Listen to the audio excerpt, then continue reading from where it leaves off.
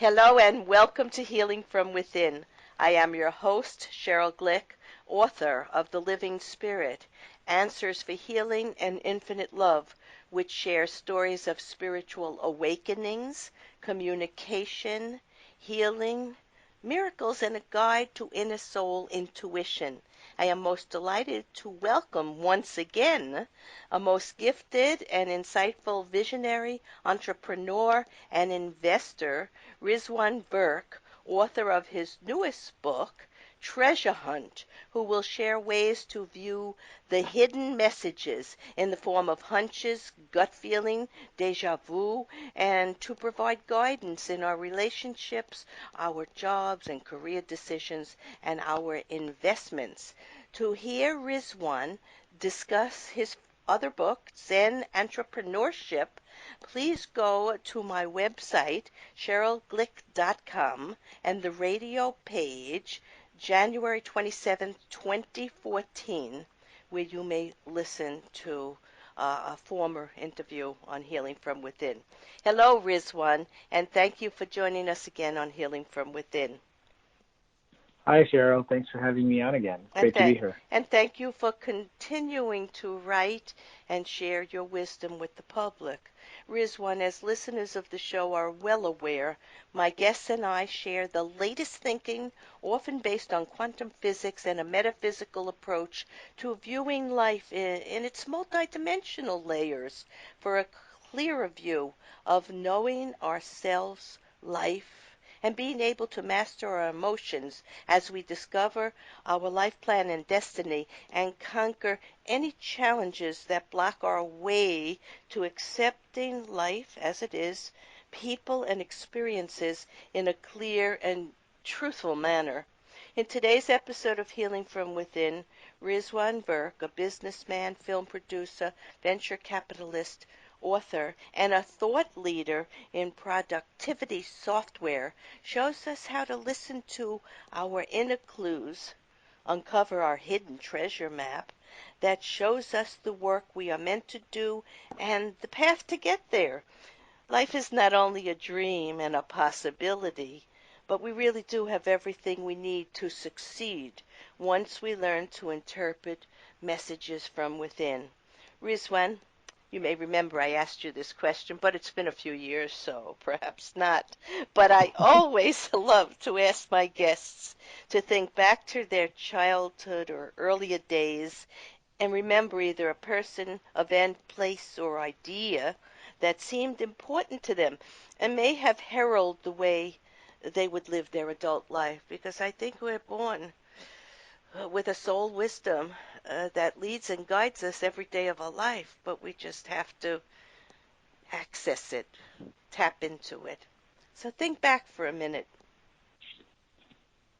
Yeah, that's interesting. I don't remember you asking me that question, but it has been a couple of years. Okay. Good.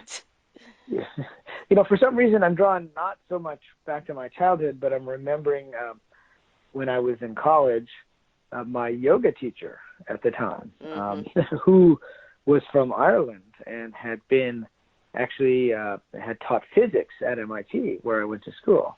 And, I knew him initially just as my yoga teacher and then realized that, he was someone who was combining a lot of quantum physics with a lot of Eastern techniques. And then, we lost touch after that. And years later, I would write Zen Entrepreneurship about those types of topics as well as Treasure Hunt. So I see now, looking back at that time, that gentleman had been an influence on me, even though I wasn't consciously thinking of doing things like this at the time. Well, that's how things go. If we allow the flow and allow ourselves to grow and evolve. Of course, I never thought I'd be hosting this radio show for 7 years, nor writing 3 books, nor even becoming a medium and a healer. Because I was living pretty much in the physical world and dictated to me by belief systems, and not from my inner heart wisdom, but from my ego or mind thoughts and intellectual thoughts. So thank goodness we change and grow. That's a wonderful thing. So now it really is. You are a successful entrepreneur who has studied, you just said, at MIT and Stanford Business School. and you became interested in the metaphysical aspects of developing a spiritual practice in life. Many people do not equate the two arenas to be in alignment with each other. Tell us about your thoughts on this. Sure. So you're right. Most people think of these as very different worlds, and so did I when I first graduated from MIT and was doing my first startup. And I wrote about some of these experiences in my first book, Zen Entrepreneurship. I started looking at meditation as a way to help me with focus and concentration in my career. But as I became more and more involved in these topics, I realized that perhaps it was the other way around, that the situations in my career were being created to help me with my personal and my spiritual growth. And so, it's very difficult to separate where the spiritual and where the secular, overlap with each other.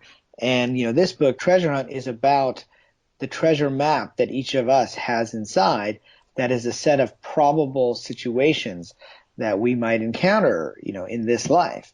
And I like to use the analogy of a treasure map because I like the old Indiana Jones films, like Raiders of the Ark. They And are in those, great. Yeah. yeah, aren't they great? In those Yeah. films, wouldn't it be nice for Indy if he just got a map at the beginning of the film and it said, there's a little X here, and that's where the Ark of the Covenant is. All he has to do is go and get it. Hmm. Well, first of all, it wouldn't make for a very interesting movie. And second, it never works that way. No. He gets one clue, and where does that lead him? To the next clue. And where does that lead him? To the next clue. And if he follows the clues, he can find the treasure. And And if we and you think, know, Rizwan, I think in the most successful people, as you just said, they are merging the two aspects of their life, their physical and spiritual. They are following the intuition and clues, and it just becomes so normal and natural for them. And I have found that in the most successful people, in the most comfortable people who are comfortable in their body and in this world, in the physical life, have learned to merge the two and not see them as separate entities, as so yeah, many people would. But let's go yeah, on to tell us, in the treasure hunt of life, what are some of the clues and how do we need to allow ourselves, this is very important, to be in a state of mind and heart that will open to this new way of thinking and being? It's a process, and it demands some consistency and some evaluation of who we are and what we are, so we can really know the clues. that's right. And so, in the book, I talk about different types of clues. And, in this model, a clue is usually a combination of an internal and an external event. Now, it could be as simple as, years ago when I was doing my very first startup, sometimes I'd walk by a building and I'd have a funny feeling about that building. And then a few years later, I would end up having an office in that building. And, that's one of the types of clues, is when you have this funny feeling. The feeling is internal, but it's something in the outside world that's sparking that particular funny feeling. Now, synchronicity is a great type of clue. And Jung defined it as a meaningful coincidence, but he also defined it as an acausal connecting principle, where two things are connected, but you can't scientifically or logically say, this is because of that. And many of your listeners may know, one of the original stories that he used to describe synchronicity, which was that he had a woman in his office who was telling him a dream, and in the dream there was a scarab, an Hmm. Egyptian beetle. And just as she described the dream, something tapped on the window. So Jung opened up the window, and in flew a beetle in Austria that was probably about as close as you could get to an Egyptian scarab in that part of the world. And he said, "Look, there's the beetle from your dream." Now, you can't logically say it came in at that moment because she was describing her dream, but somehow that experience had an energy that helped her to start making progress, in her therapy, which she was kind of stuck in at the moment. And so, it could be as simple as we think of someone we haven't talked to in a while and they call us, or it could be a series of unusual circumstances. So Or is synchronicity. it, Rizwan, or is it that we are picking up the fact that they're going to call us, and then they call us, and sending out that intention that perhaps we'd like to talk to them, and then they call us, like a communication between energy thoughts. Right. It's So it's hard to very know the much, difference. yeah, it's hard to know the difference. And, and I sometimes say it's hard to know what is causing what, right? Is it the Right. future event sending back information to the Yes. present? And there's a lot of quantum physicists who believe that that is how it works. And we have these potential probable futures and we're tuning into them. Another type of clue is a dream, where this happens a lot as well. And, I had an experience in my first company where I had a dream about a competitor that I hadn't thought about in over a year on one morning. And I thought, that's odd. And then later that day, a business partner of ours, IBM, called us and said that they're working on a secret product which they're about to announce. And they wanted to give me a heads up because the product was going to crush our product. And, I wasn't very happy that they had called me to say that they were going to crush our product. And I asked them, well, how is it that I have never heard of this? And they said they bought that competitor of ours, the one who I had the dream about that morning, and they had bought him a while ago. And so, we do pick up on things that are happening. Now, did the dream happen because of the phone call in the future, or was the dream just picking up on this announcement event? It's hard to say, but these Very types of hard. Yeah. experiences, happen to me again and again. And in the book, I have lots of case studies of many different people who And me either, too. It happens to me also. And I'd like to say I kind of start to feel that the past, present, and future are all happening simultaneously, and the energy is swirling. And part of our energy might be there, here, and above. And you tell a story. Hard to prove that, but it's a feeling that I have. So you tell a story of your friend Danny and Brinkley, who I met many years ago at a workshop, and I loved listening to him. And at the end of the workshop, I told him what a fantastic relayer of the truth of spirit and life beyond life was, and how he described his near-death experience. And he hugged me. And after his near-death experience, part of his spiritual gift or his heightened intuition was that he could see a running picture of a person's spiritual talents or mm, destiny or life plan.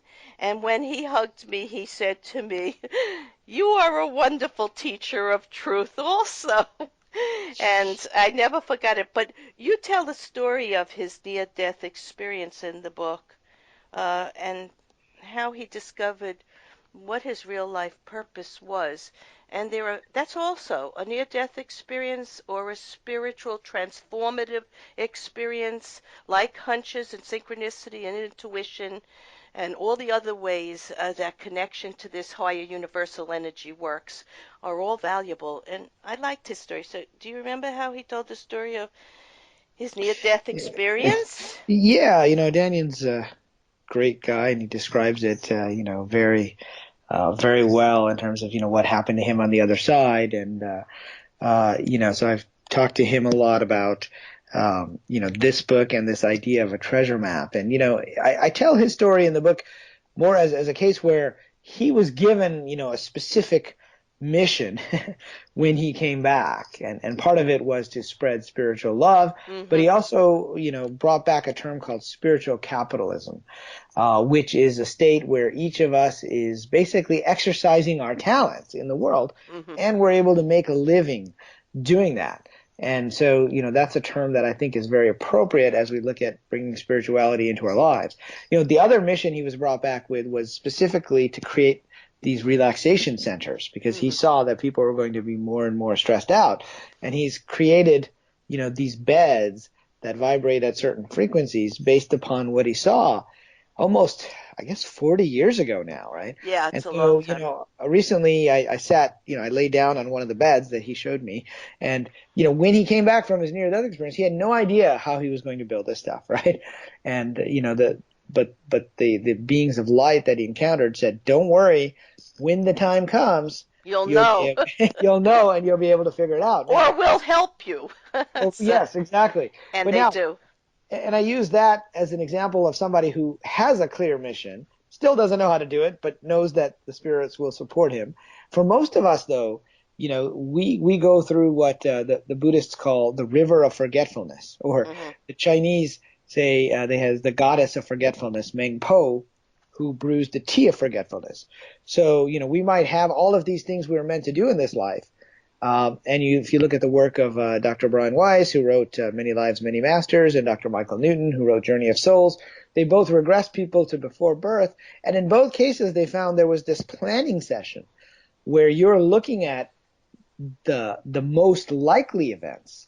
We'll call these probable events in the upcoming life, and the probable challenges you'll have, and the people that you're supposed to meet to resolve these challenges with.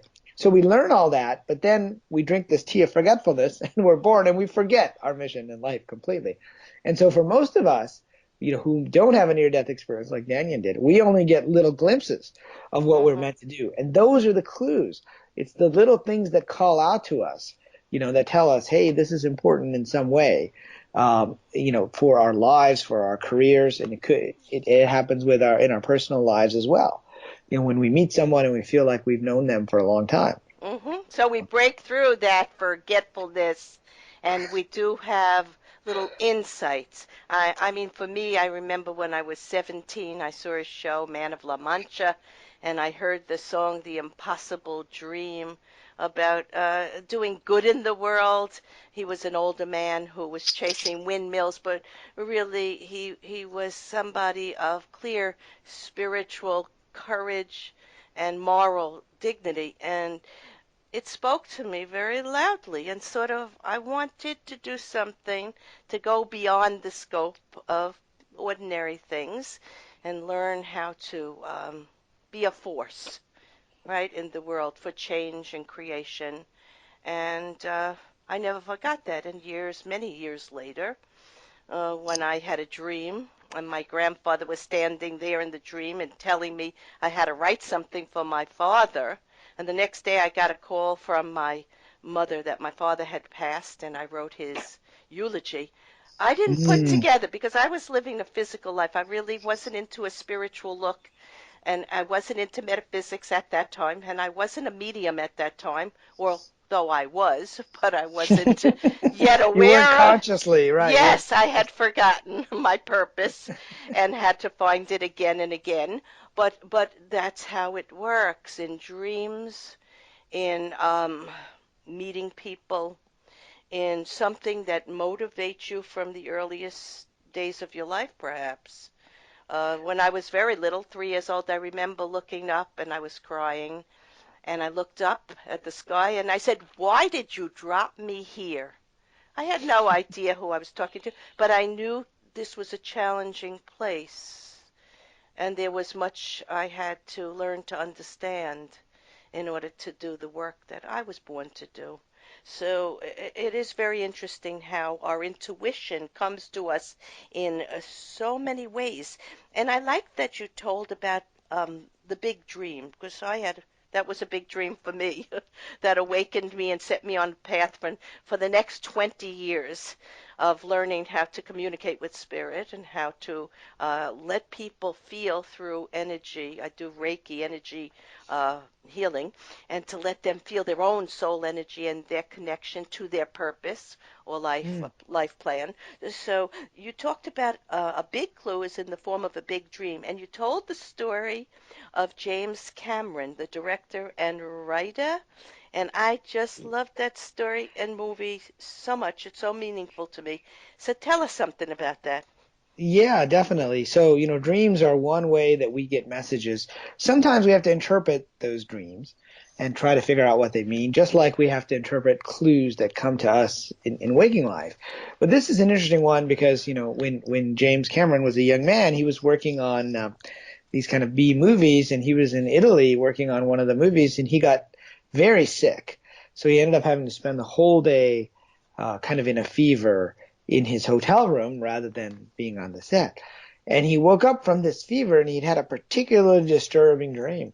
And in this dream, he saw robots emerging from a fire, and he wasn't sure what to do with this, but it was one of those images that stuck in his mind. So he decided to draw out a picture. And, this is one of the tips in the book that, when we see a clue or we have a dream that has a certain energy, we should honor it with some physical action. And so he drew this picture of this robot emerging from a fire, and he showed it to one of his friends who was also working, on these B movies, his friend Gail, and she said, "Well, that's really interesting. What's the story behind this picture?" And so she encouraged him to think through the entire story. And so he ended up writing a screenplay. And that screenplay eventually became the screenplay for The Terminator, which, as we know, launched, his career as a director, launched Arnold Schwarzenegger. His friend Gail Ann Hurd is a famous Hollywood producer now. And Yeah. so, it was a great story where, a compelling image from a dream comes to somebody, and it points at the work they were meant to do. And, there are many scientists who have had dreams that have helped them resolve a particular problem. So I like to say that shamans and scientists are very similar, even though they talk completely different language. Shamans go into non-ordinary reality to bring back an answer for the tribe or for a specific problem. Well, scientists often, for example, Mendeleev was trying to organize all the elements into some coherent structure, and he wasn't able to find one. And as he was dozing, he saw an image of these elements lining up nicely into these rows and columns. And he jerked awake and realized that was the answer. Now, he still had to do the work in physical reality, just like James Cameron had to go and write the screenplay, right? Just because you got the clue doesn't mean you don't still have to do the work and do all the techniques. But the clues give us guidance and they give us direction, where to go. Sometimes they, give us timing. And so, dreams are one very important type of clue that I talk about, in the book. And sometimes it's a dream that comes to us unbidden. In certain Native American traditions, they say the story stalks the storyteller rather than the other way around. Well, my view on it is that those who love us in spirit are whispering in our ear, in our dreams, and in our waking time to inspire us. And I don't think anything of value, any piece of music or play or any great literature or scientific discovery has ever happened without influence from this higher universal field of energy and wisdom and life and intelligence. And yeah, it's true. That was a dream, but it was a dream. It was something he was born to give to the world. And it's one of the movies, when I see it again and again, it shows up. I get interested in it again, and I'm delighted with it because it's so creative and it's so fanciful. And at the same time, so real about some of the real problems that we're having in the world right now. So, with your technical and business background, how do you feel we might intelligently and spiritually deal with many national and worldwide problems of war, civil unrest, political malfeasance, and a lack of social grace that we are witnessing at the present time? And that's a very, very big question. So if you That's a very approach big it question. from whatever end, it will be valuable to Well, let me us. start with, how you mentioned you go back to that film, The Terminator, and so do I. In fact, I'm writing an article just now about technology and artificial intelligence, and could AI spread to the point where you have something like a Skynet? There are many people in Silicon Valley and elsewhere that are worried that AI will become super intelligent and take over the world, and so The Terminator is a great reference point to try to explain to people, how that might work. So I've been referencing it myself. I tend to focus more on the personal. And if you look at, I talked about Jung and his definition of the term synchronicity. He was a big believer after the world wars that what we really needed to correct our problems, and you could argue, they had many more problems in those years than we had now, given, the number of people being killed, et cetera. And his answer was that the process of individuation, which, he defined as becoming the person that we were meant to be, was the answer. That if we each worked on ourselves, then, the world will be a better place, both in terms of the work that we're meant to do, but also in terms of harmony and peace in the world. And, I tend to be a believer in that as well. People tend to jump on these bandwagons and get very tribal about things rather than tuning into their own inner wisdom, and rather than working on, the work that they were sent here to do. And that's what the treasure map and the treasure hunt is all about. The rules of treasure hunting that I go through in the book. The first rule is it unusual? I told a story of when I had this dream about a competitor. It was an unusual dream because I had never dreamt about that guy before. The second is, does it repeat? Is there something in the world that's confirming it? And then the third rule is that clues are personalized and they mean different things for different people. And so I encourage people to find the clues that represent themes, in our own careers and in our own work, because that's what ends up being fulfilling, and that's part of what we're meant to do. I tell another story in the book about back in the 90s. I had just left my first startup and I didn't have a job. I was living in Boston and I was thinking of trying to spend some time in California, where I live now part of the year, and some time in Boston. Only problem was I had no money and it wasn't a very Well, easy that's thing to do. how we all start off. But you see, if we have the right attitude and we're hopeful, we listen to those inspirational little messages in any form that they come into, watch for them to repeat, are hopeful for what we wish to create in the world, it's all going to happen. That's the law of attraction. What we invest our time in, we can create. And you spoke about Carl Jung twice today. I'm always delighted when I have a show and I speak with one of my authors about him. I sort of have a feeling that he was a spiritual teacher, a psychologist, someone who had a near-death experience, and he described it as indescribable, because where he found himself in the energy of the afterlife was too beautiful for words. And so I like that you mentioned him twice, and that I could say that to our listeners, that he did have a near-death experience, and he was very much aware of the forces of the universe, guides, teachers, holy vibrational beings, loved ones, angels, or whatever you think of it to be, a divine force that works with us, loves us, and wants to help us with our challenges in this physical world, and we merely have to call on them.